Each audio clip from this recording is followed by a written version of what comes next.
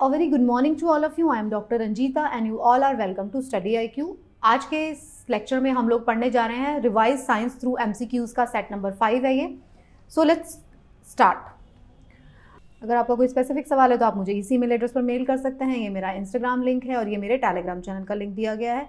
इस Telegram channel पर आपको मेरे सभी लेक्चर्स के PDF मिल जाएंगे जिसको आप रिविजन पर्पस के लिए डाउनलोड कर सकते हैं. अगर आप चाहते हैं पूरी साइंस NCERT सीरीज को देखना तो वो इन सब के लिंक भी इसी टेलीग्राम चैनल पर शेयर कर दिए गए हैं. तो इस सीरीज का पहला सवाल आपके सामने स्क्रीन पर दिखाई दे रहा है. ये जो सवाल है RAS एग्जाम 2021 में पूछा गया है. तो बहुत ही सिंपल सवाल पूछा गया कि इन सब में से आपको पता लगाना था कि कौन से जो है फैट सॉल्युबल विटामिन है. तो ये सीधा सीधा NCERT से क्वेश्चन आता है. क्लास 7 NCERT में मैंने आपको बहुत अच्छे से पढ़ाया था कि जो विटामिन है वो दो तरीके के हैं, फैट सॉल्युबल और वाटर सॉल्युबल. तो वाटर सॉल्युबल विटामिन थे, मैंने उसमें आपको बताया था B और C हैं. तो B और C वाटर सॉल्युबल विटामिन हैं, बाकी के सब जो है फैट सॉल्युबल विटामिन है. तो बहुत आसानी से आप इसमें ऑप्शंस दिए गए हैं, आप उसमें पता लगा सकते हैं कि कौन से विटामिन जो होंगे इसमें. जैसे जो देख लीजिए A C A D C E B, तो इसमें से C जो है वो ऑप्शन आपका करेक्ट बन रहा है. इस वाले साइड में मैंने आपको पूरा फिर से डिटेल में दे दिया है. जिन लोगों ने वो मेरा सीरीज नहीं देखा है तो उसमें से आप देख सकते हैं.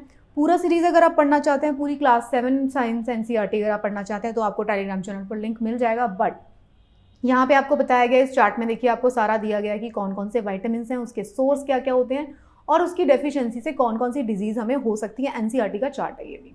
ओके, तो इससे आप पूरा इस चार्ट में पूरा एक्सप्लेनेशन दिया गया, इससे आप रिवाइज कर लीजिएगा. हम नेक्स्ट सवाल जो है हमारा ये EPFO एग्जाम जो कि UPSC कंडक्ट करती है उससे 2020 वाले पेपर से ये सवाल पूछा गया है. इस सवाल में ये भी बहुत ही ज़्यादा सिंपल सवाल है, NCERT का सवाल है. फिर से इसमें पूछा गया है कि कौन सा जो पार्ट है जो नीचे दिया गया है is not a female reproductive organ. कौन सा फीमेल रिप्रोडक्टिव ऑर्गन नहीं है, ये पूछा गया है. तो जब भी ऐसे सवाल हो आप देख लीजिए कि नॉट कहाँ पे लगा हुआ है. तो क्या क्या पूछा दिया गया था, ऑप्शन में दिया गया था आपको ओवरीज दिया गया था, ओविडक्ट्स दिया गया था, सर्विक्स दिया गया था और स्टेमन दिया गया था. तो स्टेमन जो है उसको आप कंफ्यूज कर सकते हैं. ओवरीज, ओविडक्ट और सर्विक्स जो है ये तो बहुत सिंपल ऑप्शन थे, इसको आप एलिमिनेट कर सकते थे. स्टेमन आपको थोड़ा कंफ्यूज कर सकता था कि इस पोर्शन ये कहाँ किसका पार्ट है. तो यही इसका जवाब है. स्टेमन जो है वो नहीं है फीमेल रिप्रोडक्टिव ऑर्गन का पार्ट. तो ये किसका पार्ट है? तो दो तरीके के, अगर प्लांट्स की बात रिप्रोडक्शन की बात करें और एनिमल्स के रिप्रोडक्शन की बात करें, उसमें से ह्यूमन की बात करें तो सबसे पहले हम प्लांट के केस में देख लेते हैं. प्लांट के केस में सेक्सुअल मोड ऑफ रिप्रोडक्शन अगर होता है तो वो फ्लावर में दोनों स्ट्रक्चर्स होते हैं. दो तरीके के प्लांट्स मैंने आपको बताए थे NCERT में, मैंने आपको डिटेल में पढ़ाया 8 में भी, 9 में भी, 11 में भी, बायोलॉजी वाले में. तो मैंने आपको बताया था कि दो तरीके का मोड ऑफ रिप्रोडक्शन हो सकता है, sexual mode of reproduction and asexual mode of reproduction. तो एसेक्सुअल मोड ऑफ रिप्रोडक्शन कैसे होता है प्लांट्स में? जैसे कि आपने उसकी पत्तियां काट के, तना काट के उसका नया प्लांट बना लिया तो उसको एसेक्सुअल कहते हैं. लेकिन सेक्सुअल मोड ऑफ रिप्रोडक्शन में क्या होगा, उसके अंदर फ्लावर के दोनों पार्ट्स इन्वॉल्व होंगे.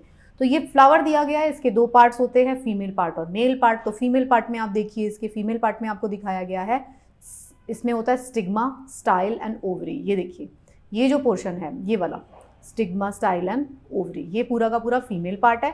और यहाँ पे देखिए मेल पार्ट दिखाया गया है आपको, इस साइड पर मेल पार्ट दिखाया गया है. उसमें क्या आ रहा है, स्टेमन एंड पेटल्स. स्टेमन आएगा, ये रहा स्टेमन, और पेटल्स आएंगे, ये पेटल्स हैं और ये स्टेमन है. तो स्टेमन के अंदर क्या होता है, एंथर आता है और फिलामेंट आता है. ये इसका फिलामेंट है, ये इसका एंथर है. इसके अंदर इसको हम मेल रिप्रोडक्टिव पार्ट कहते हैं.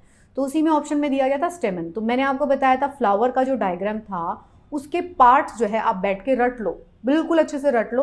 और बहुत ज़्यादा मुश्किल नहीं है, आप 3-4 बार इस फ्लावर के पार्ट को रिवाइज करोगे बार बार फोटोग्राफ देख के तो आपको याद हो जाएगा. उनके नाम आप बार बार से बोल लीजिए. Stigma, style and ovary female part है, एंथर, फिलामेंट, पेटल्स ये जो है मेल पार्ट है. मेल पार्ट को एंथर और फिलामेंट को स्टेमन बोलते हैं और जो फीमेल पार्ट है उसको पिस्टिल बोलते हैं. पिस्टिल, स्टेमन. स्टेमन के अंदर एंथर और फिलामेंट आता है, राइट. तो ये सारा का सारा प्लांट्स फ्लावर का पार्ट है. अब हम बात कर लेते हैं ह्यूमन रिप्रोडक्टिव सिस्टम में. तो ह्यूमन रिप्रोडक्टिव सिस्टम में अगर आप मेल रिप्रोडक्टिव सिस्टम देखते हैं, जो कि मैंने NCERT क्लास की जो लेक्चर्स है उसमें काफ़ी डिटेल में आपको समझाया भी है, बट फिर भी हम रिवाइज कर लेते हैं. तो अगर मेल रिप्रोडक्टिव ऑर्गन में अगर आप देखेंगे तो ये देखिए यहाँ पे तो यूरिनरी ब्लैडर है. तो यहाँ पे क्या होगा, यूरेथ्रा. यहाँ पे आपको यहाँ पे पीनस दिखाई देगा और उसके पीछे आपको टेस्टिकल्स दिखाई देंगे. और टेस्टिकल्स की जो ये डक्ट है इसको बोलते हैं वास डिफरेंस, जिससे कि जो सीमन जो है उसका फ्लो यहाँ पर होता है, उसके लिए वास डिफरेंस नाम की डक्ट होती है. सिमिलरली अगर आप फीमेल रिप्रोडक्टिव ऑर्गन देखते हैं, जिसमें डिटेल में मैंने आपको NCERT की लेक्चर में बताया था, बट यहाँ पे उसके अंदर क्या होगा, फिलोपियन ट्यूब्स होंगे जो कि क्या करेंगे, जो ओवरी से लेके यहाँ पर लेकर आएंगे ओवम को। तो ये फिलोपियन ट्यूब्स हैं, यहाँ पे आपको यूट्रस मिलेगा और यहाँ पे ओवरी मिलेंगी। दिस इज वेजाइना का part and this is cervix, जहाँ से कनेक्शन होता है किसका, एंडोमेट्रियम का, यहाँ से कनेक्ट करता है, वो वाले पार्ट को हम सर्विक्स बोलते हैं, जो कि ऑप्शन में था। तो फीमेल रिप्रोडक्टिव ऑर्गन्स के जो जो नाम है वो भी आपको पता होने चाहिए, और मेल रिप्रोडक्टिव ऑर्गन्स के जो जो नाम है वो भी आपको पता होने चाहिए। फ्लावर के क्या क्या नाम है वो भी आपको पता होना चाहिए। तो this was a very very simple question from UPSC EPFO exam. हम अपने नेक्स्ट सवाल की तरफ बढ़ते हैं इस सेट के। तो नेक्स्ट सवाल जो है वो है, इसमें से कार्बोहाइड्रेट के बारे में से आपसे सवाल पूछा गया है। अगेन फुल्ली एनसीईआरटी का क्वेश्चन है ये भी। तो इसमें क्या पूछा जा रहा है आपसे पूछा जा रहा है कि which consider the following statement about, किसके बारे में, कार्बोहाइड्रेट्स के बारे में आपसे स्टेटमेंट कंसिडर करने के लिए पूछा जा रहा है। तो पहला स्टेटमेंट पढ़िए आप, ग्लूकोज, फ्रक्टोज, गैलेक्टोज क्या हैं, ये मोनोसैकेराइड्स हैं, ये पूछा गया है। कार्बोहाइड्रेट्स जो होते हैं स्टोरेज मॉलिक्यूल होते हैं, molecules as starch in plant and glycogen in animal, ये सेकेंड है। थर्ड है, all sugar are carbohydrates but all carbohydrates are not sugar. तो मैं जब आपको एनसीईआरटी पढ़ाती हूँ तो मैं आपको बहुत अच्छे से समझाया है, मैंने आपको चार्ट दिया है कि मोनोसैकेराइड, डाइसैकेराइड, पॉलीसैकेराइड, ओलिगोसैकेराइड्स में क्या क्या डिफरेंस है। तो वहाँ से ये पहला स्टेटमेंट आप बता सकते हैं। ये मैं बार बार बताती हूँ आपको, क्लोरोफिल जो प्लांट्स के केस में जब प्लांट्स खाना बनाते हैं तो स्टार्च जो है उसको स्टोर कर लेते हैं। एनिमल्स के केस में और ह्यूमंस के केस में क्या होता है, ग्लाइकोजन के फॉर्म में वो जो स्टोरेज होता है। ग्लाइकोजन कहाँ पे स्टोर होता है, वो लिवर में स्टोर होता है। ये बात मैं आपको अपनी एनसीईआरटी की सीरीज में बार बार बताती रहती हूँ। सेकेंड ये स्टेटमेंट है, ये भी करेक्ट है। थर्ड स्टेटमेंट है कि all sugar are carbohydrates and all carbohydrates are not sugar. अब शुगर किसको कहते हैं, कार्बोहाइड्रेट तो सारे, स्टार्च जो भी बन रहा है सब कार्बोहाइड्रेट्स हैं, सेलुलोज भी कार्बोहाइड्रेट है, बट सबको हम शुगर नहीं कहते। शुगर किसको कह रहे हैं हम, जो जिसकी केमिकल कॉम्पोजिशन है, जिसका एक पर्टिकुलर टेस्ट है, उसको हमने शुगर कहा है। तो सब कार्बोहाइड्रेट्स को हम शुगर नहीं कहते। This statement is also correct. तो क्या जवाब बनेगा आपका, तीनों ही स्टेटमेंट आपके करेक्ट आएंगे। तो इसके एक्सप्लेनेशन पार्ट में मैंने आपको बताया है डाइसैकेराइड, मोनोसैकेराइड, ओलिगोसैकेराइड्स में क्या क्या डिफरेंस है। मोनोसैकेराइड जो है उसको वही उनको कहा जाता है जिसमें 2 से 6 कार्बन्स होते हैं। अगर मैं ग्लूकोज की बात करूं तो ग्लूकोज का फॉर्मूला C6H12O6 होता है। ये हमने एनसीईआरटी में बहुत अच्छे से पढ़ा था, बार बार आपको बताती हूँ मैं। तो ये जो है C6, इसके अंदर कार्बन के कितने मॉलिक्यूल्स हैं, कार्बन के कितने एटम्स इन्वॉल्व हैं, कार्बन के एटम्स हैं, यूनिट्स हैं 6। तो 6 यूनिट्स तक जो होता है वो मोनोसैकेराइड हो सकता है। ओलिगोसैकेराइड्स में 3 से 9 यूनिट्स होंगी, पॉलीसैकेराइड में 10 या उससे ज़्यादा यूनिट्स होंगे। तो एग्जाम्पल अगर आप लेते हैं तो ग्लूकोज, गैलेक्टोज मोनोसैकेराइड्स हैं, रेफिनोज ओलिगोसैकेराइड है। जब 2 चीज़ें मिल जाती हैं तो उसको डाइसैकेराइड बोला जाता है। तो इसमें से आप इधर पूरा एक्सप्लेनेशन पढ़ लीजिए, और अगर फिर भी डिटेल एक्सप्लेनेशन है वो मेरी एनसीईआरटी सीरीज में आपको मिल जाएगा। तो यहाँ पे ये सारा सवाल जो था बहुत ही सिंपल था। नेक्स्ट जो सवाल है फिर से ईपीएफओ एग्जाम 2020 में पूछा गया था यूपीएससी के द्वारा। तो इसमें आपसे पूछा गया था कि वैक्सीन जो है, जो वर्ड वैक्सीन है, has been derived from a Latin word having meaning. एक लैटिन वर्ड है वैक्सीन, उसका जो मतलब क्या होता है ये पूछा गया था, ये बताओ। तो उसके अंदर वो किससे रिलेटेड था। तो ये जो था, अगर ये भी एनसीईआरटी में सीधा सीधा स्टेटमेंट दिया गया है। बहुत सिंपल क्वेश्चन है, अगेन एनसीईआरटी से पूछा गया है। तो जो वैक्सीन है उसका मतलब क्या होगा, बट आपने जिसने वो नहीं पढ़ा उसको कंफ्यूजन हो सकता है, वो एंटीबॉडी भी समझ सकता है, इम्यूनिटी भी समझ सकता है, बट इसका आंसर है काउ। जो काउ जो थी ना, जब वैक्सीन को फर्स्ट टाइम डिस्कवर किया गया था तो हुआ क्या था कि काउ का जब काउ को स्मॉल पॉक्स हुआ था वो उससे हमने उससे वैक्सीन को डिराइव किया था, मतलब तब आया था। एडवर्ड जो जेनर है वो both develop the concept of vaccine and created the first vaccine. उसने फर्स्ट वैक्सीन जो क्रिएट किया था वो तब हुआ था जब काउ को स्मॉल पॉक्स हुआ था। उसके जो पेस्ट्यूल्स के अंदर जो वायरल कंटेंट था उससे उसने उसको यूज़ किया था। तो वैक्सीन क्या होती है, तो वैक्सीन जो है अगर आप समझने की कोशिश करेंगे, आजकल तो बहुत ज़्यादा न्यूज़ में आई है।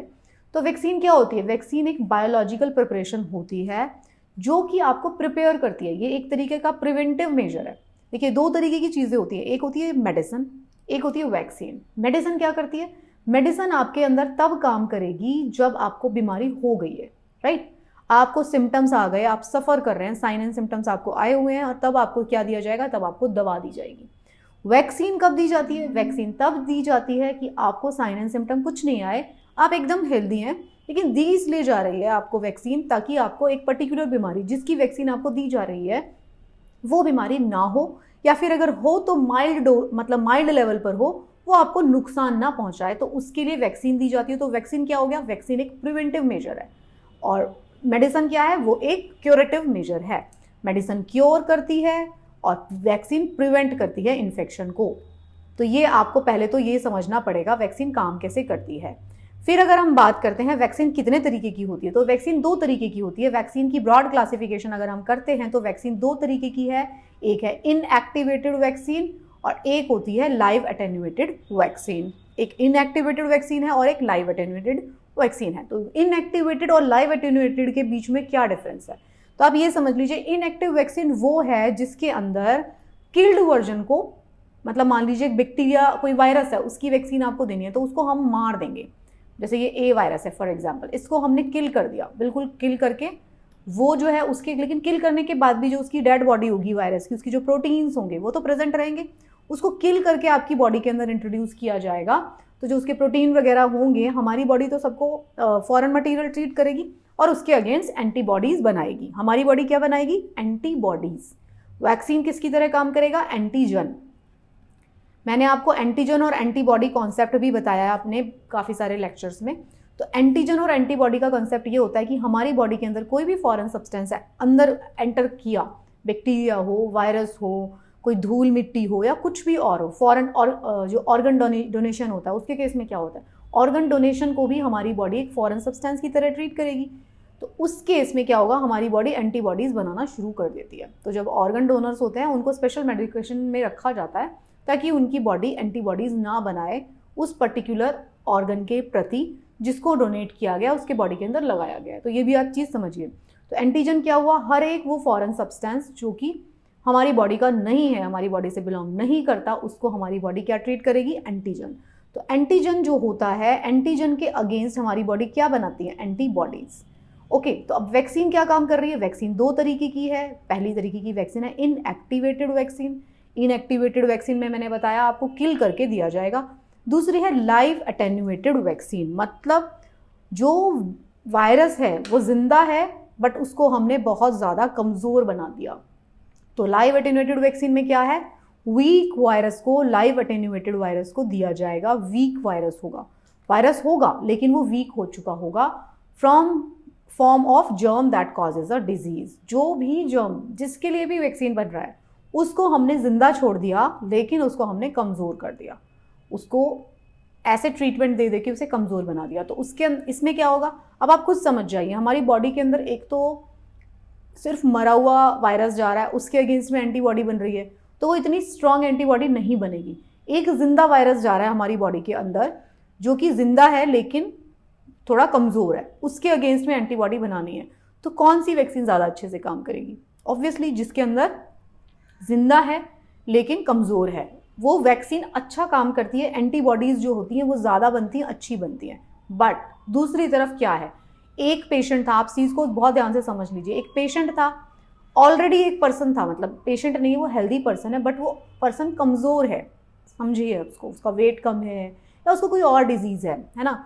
आपने उसको अगर लाइव एटेन्यूएटेड वैक्सीन देते हैं आप उसको, तो क्या होगा, हो सकता है कि ये वायरस जो है उसकी इम्यूनिटी से ज़्यादा खतरनाक हो जाए जो आपने वैक्सीन में दिया। ऐसे केसेस रिपोर्ट भी किए गए हैं। वैक्सीन की 100% एफिकेसी कभी भी नहीं होती। हमेशा जब 100 लोगों को आप वैक्सीन देते हैं, अलग अलग वैक्सीन की अलग अलग एफिकेसी है, तो 100 में से 2-4 केसेस हमको मिलते हैं जिसमें कि क्या हुआ, लाइव एटेन्यूएटेड की बात कर रही हूँ। उस केस में क्या होता है कि वो वैक्सीन उनको हार्म कर देती है। ऐसा हमने पोलियो के केस में भी देखा था, ऐसा हमने किसी भी बहुत जितने भी वायरस तरीके लिए हम वैक्सीन देते हैं सबके केस में हम नोट करते हैं। पोलियो केस में भी नोट किया था कि कुछ बच्चों को पोलियो नहीं था, वैक्सीन होने के बाद, देने के बाद उनको पोलियो हुआ। वो किस लिए, क्या वैक्सीन खराब है, वैक्सीन खराब नहीं है, आपका इम्यून सिस्टम भी खराब हो सकता है। वो बच्चा पहले से वीक हो सकता है या वो पर्सन जिसको वैक्सीन दी जा रही है वो पहले से वीक हो गया है और वो जो है हमारी लाइव एटेन्यूएटेड वैक्सीन को नहीं झेल पाया। तो 2 तरीके की वैक्सीन है, एक वैक्सीन है इनएक्टिवेटेड और दूसरी है लाइव एटेन्यूएटेड वैक्सीन। तो लाइव एटेन्यूएटेड वैक्सीन के केस में एंटीबॉडी का फॉर्मेशन ज़्यादा अच्छे से होगा, स्ट्रॉन्ग होगा और वो ज़्यादा बेहतर तरीके से काम करेगी, लेकिन इसका रिस्क भी बहुत ज़्यादा है। अगर आपने किसी कमज़ोर इंसान को दे दिया तो हो सकता है उसको वो डिजीज़ हो जाए वैक्सीन के वजह से। Are you getting my point? मेरे को आपको कंसेप्ट समझाना था। डिबेट जो है आप अपने आराम से बैठ के कर सकते हैं, कंसेप्ट आप समझ गए तो आप समझ सकते हैं आपकी वैक्सीन की ज़रूरत है या नहीं है ज़रूरत, वो डिबेट आप अपने आप से करेंगे आपकी अंडरस्टैंडिंग के बेसिस पे। तो हमने 2 तरीके की वैक्सीन के बारे में जाना, इनएक्टिवेटेड एंड लाइव एटेन्यूएटेड। तो इनएक्टिवेटेड वैक्सीन किस केस में दी जा रही है, अगर हम बात करें generally hepatitis, flu, polio, rabies के केस में दी जा रही है। लाइव एटेन्यूएटेड वैक्सीन किस किस केस में दी जा रही है, measles, mumps, rubella, smallpox, chickenpox, इन सब के केस में दी जा रही है। ऐसा नहीं है कि मान लीजिए मीजल्स, मम्स, रूबेला, MMR के लिए हमारे पास दूसरे तरीके का वैक्सीन नहीं बन सकता, बन सकता है। पोलियो के केस में हम, जैसे मैंने आपको एग्जांपल दिया, हम लाइव एटेन्यूएटेड वैक्सीन भी यूज़ कर रहे थे जिसके हार्मफुल इफेक्ट्स आ गए थे, तब स्विच किया गया कि इनएक्टिवेटेड वैक्सीन के ऊपर जाइए, राइट। तो हमने पूछा था कि ये वैक्सीन वर्ड हमने कहाँ से डिराइव किया था, तो स्मॉल पॉक्स ऑफ काउ से डिराइव किया था, ये सवाल था। तो इसका जवाब आप समझ गए होंगे, साथ में आप ये भी समझ गए कि वैक्सीन कितने तरीके का हो सकता है। अपनी अंडरस्टैंडिंग के लिए फर्दर अगर आपको पढ़ना हो तो आप ये PDF डाउनलोड करके पढ़ सकते हैं, राइट। नेक्स्ट हमारा सवाल है, which of the following statement is correct. Again EPFO 2020 में पूछा गया था, साइंस एंड टेक्नोलॉजी सेक्शन से पूछा जा रहा है।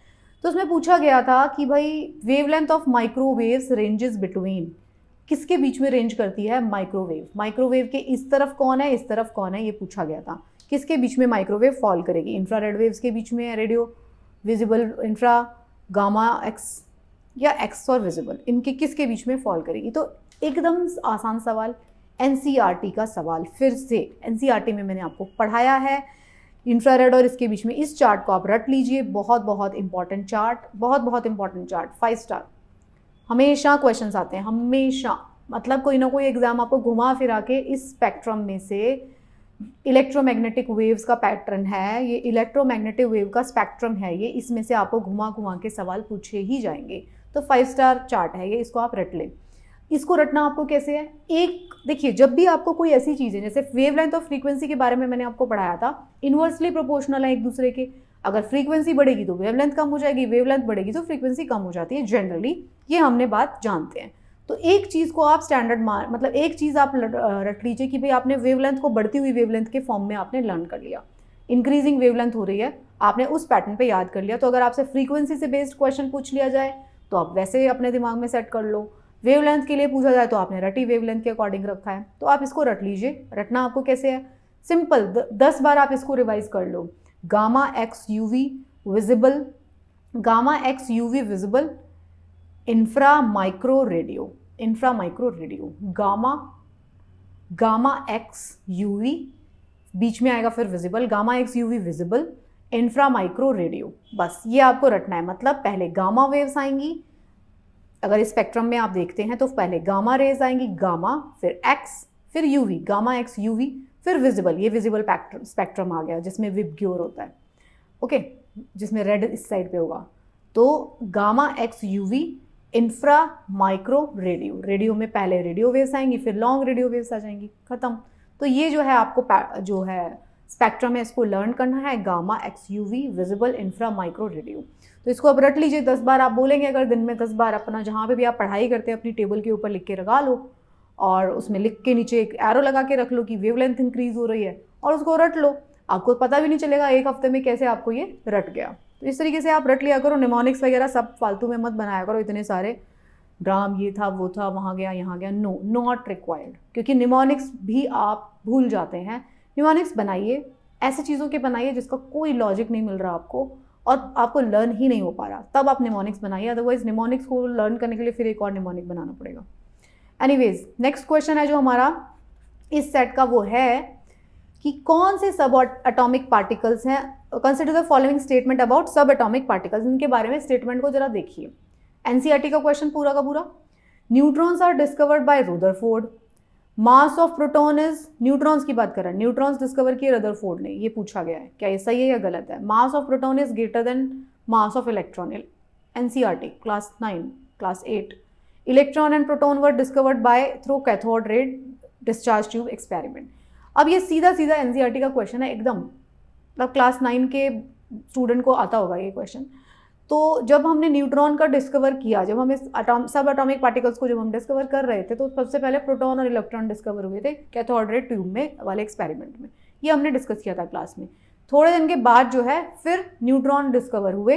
न्यूट्रॉन को डिस्कवर रदरफोर्ड ने नहीं किया, क्योंकि रदरफोर्ड ने तो कौन सा एक्सपेरिमेंट किया था, रदरफोर्ड ने एक्सपेरिमेंट किया था कैथोड रे ट्यूब वाला। तो इसमें पूछा गया कौन कौन से ठीक है, 1, 3 ठीक है, 2, 3 ठीक है, तो इससे आपको पता चल जाएगा कौन है 2, 3 ठीक है। अब आप देखिए इलेक्ट्रॉन्स क्या होते हैं, जब मैंने आपको पढ़ाया है तो मैंने, अगर ये एटम है तो इसके बीच में ये न्यूक्लियस है, इसके अंदर होते हैं प्रोटॉन और होते हैं न्यूट्रॉन, इसके चारों तरफ चक्कर काटते हैं इलेक्ट्रॉन। ये हमने बेसिक कंसेप्ट है, ये हम जानते हैं। इलेक्ट्रॉन्स जो होते हैं उसका मास नेग्लिजिबल होता है, प्रोटॉन और न्यूट्रॉन का मास होता है। एटॉमिक जो नंबर होता था मैंने आपको बताया था वो प्रोटॉन का नंबर होता था। एटॉमिक मास जो होता था वो क्या होता था, प्रोटॉन प्लस न्यूट्रॉन का मास होता था। नंबर पूरा उसका जो कर लेते थे तब हम उसको एटॉमिक मास कहते थे। ये सारी बातें हम बेसिक एनसीईआरटी एकदम बेसिक कॉन्सेप्ट है उससे जानते हैं। तो इसमें पूछा गया था कि भाई इलेक्ट्रॉन जो है डिस्कवर हुआ था कैथोड रे एक्सपेरिमेंट में। सबसे पहले इलेक्ट्रॉन के ऊपर चार्ज होता है नेगेटिव, लेकिन मास उसका नेग्लिजिबल, देखिए मास इतना है। फिर प्रोटॉन जो होता है प्रोटॉन के ऊपर होता है, वो भी कैथोड रे एक्सपेरिमेंट में हमने पता लगा लिया था, लेकिन उस पर पॉजिटिव चार्ज होता है, उसका सिग्निफिकेंट मास होता है। यहाँ पे देखिए मास दिखाया गया है आपको इसका, ये देखिए ये इसका मास है, और न्यूट्रॉन का मास देखिए, तो दोनों का इक्वल, ऑलमोस्ट इक्वल मास है, लेकिन जो है इनके ऊपर जो इलेक्ट्रॉन है उसके ऊपर मास नहीं है। प्रोटॉन पे पॉजिटिव चार्ज है, इलेक्ट्रॉन पे नेगेटिव चार्ज है। चैडविक जो है, जेम्स चैडविक जो है, उन्होंने 1932 में न्यूट्रॉन्स के बारे में पता लगाया, क्योंकि न्यूट्रॉन्स न्यूट्रल थे, तो पहली बार में हमारे जो एक्सपेरिमेंट्स थे उसमें वो डिस्कवर होने से रह गए थे, क्योंकि उनके ऊपर न्यूट्रल चार्ज है, कोई चार्ज नहीं है, तो इसलिए वो डिस्कवर नहीं हो पाए थे, लेटर ऑन डिस्कवर हुए।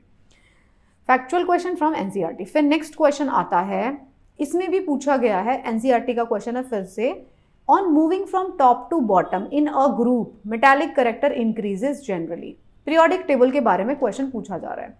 Metals comprises of more than 70% of all elements present on earth. Metals are usually solid with high boiling point. ये तो आप जानते हो, सॉलिड होते हैं, 70% बनाते हैं। मेटालिक करेक्टर इंक्रीज होता है डाउन द ग्रुप। ओके, ये पूछा गया है, ये एनसीईआरटी का स्टेटमेंट है, सारा आपको पता है ये है। लेकिन इन सारी बातों का मतलब क्या है, अगर आप इसके डिटेल में पढ़ना चाहते हैं तो मैंने आपको क्लास 9 के एनसीईआरटी के चैप्टर में बहुत अच्छे से समझाया पीरियोडिक टेबल के बारे में। Kindly go back and do watch this lecture. इससे आपको बहुत सारे क्वेश्चन जो हैं पीरियोडिक टेबल से रिलेटेड, आपको बहुत सारे क्वेश्चन जो हैं सॉल्व हो जाएंगे आपके उसी को देख के। तो ये फैक्ट्स हैं, एनसीईआरटी में पूरे लिखे गए हैं। 78% एलिमेंट मेटल होते हैं, उनका high boiling high melting point होता है। जैसे जैसे आप ऐसे जाते हो ना पीरियोडिक टेबल में, मान लीजिए ये फर्स्ट और सेकंड ग्रुप की मैं बात करती हूँ, तो ऐसे जब आप जाएंगे तो मेटालिक जो करेक्टर है वो इंक्रीज होता जाता है, राइट। नेक्स्ट क्वेश्चन था हमारा, आरएएस एग्जाम 2021 में पूछा गया है, ये रीसेंट क्वेश्चन है, इसमें 4 अलग अलग मोटो थे। चलो ठीक है, ये एनसीईआरटी से हटकर क्वेश्चन है, ये था, इसमें 4 ये लिखे हुए थे स्लोगन्स, मोटो संस्कृत में लिखे गए हैं। जागृतम अहर्निशम, जागृतम अहर्निशम, तेजस्विना धितामस्तु, बलस्य मूलम विज्ञानम, एंड व्ययम रक्षमः, वयम रक्षमः, okay, I am sorry for wrong pronunciation, वयम रक्षमः। इस तरीके के ये 4 मोटो दिए गए हैं। ओके, थोड़ा सा डिफरेंट क्वेश्चन था इसलिए मैंने इसको इसमें डाल दिया। तो पूछा गया कि भाई डीआरडीओ का इसमें से मोटो क्या है। तो अगर आपको थोड़ा सा भी, आपने अगर संस्कृत पढ़ा है, अगर आपको पता भी नहीं है, जैसे कि नहीं पता आपने कब पढ़ा, ये नहीं मालूम आपको किसका मोटो क्या है, तो अगर आप थोड़ा सा संस्कृत पढ़ना और समझना जानते हैं तो भी आप इस क्वेश्चन को सॉल्व कर सकते थे। वयम रक्षमा, बलस्य मूलम विज्ञानम, बल का जो मूल है वो विज्ञान है, ठीक है। तेजस्विना धितामस्तु, जागृतम अहर्निशम, मतलब हम जागते रहते हैं हर टाइम पे, ये सब इसका मतलब है। थोड़ा थोड़ा अगर आप उसको डिसाइफर करने की कोशिश करेंगे तो आपको मतलब समझ में आ जाएगा, और मतलब समझ में आते हैं आपको आंसर समझ में आ जाएगा। बल का जो मूल है वो विज्ञान है। DRDO, defence research and developmental organisation, वो डिफेंस करती है, डेवलपमेंट करती है, रिसर्च करती है, नए नए इक्विपमेंट्स बनाती है। तो ये डीआरडीओ का एजेंसी जो है उसका ये मूल जो है मोटो है।